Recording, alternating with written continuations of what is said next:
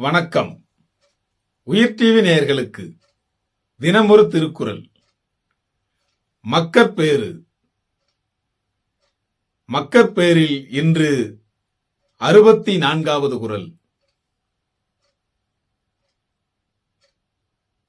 அமிழ்தினும் ஆற்ற இனிதே தம்மக்கள் சிறுகை அளாவிய கூழ்.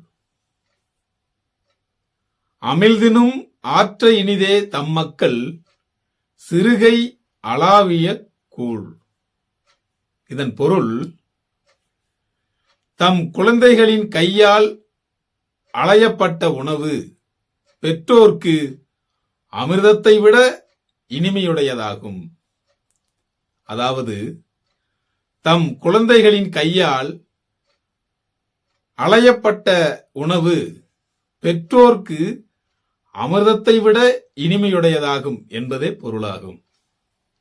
உயிர் டிவி நேயர்களுக்காக தினமொரு திருக்குறள் வழங்கியவர் நான் உங்கள் வா பார்த்திபன்.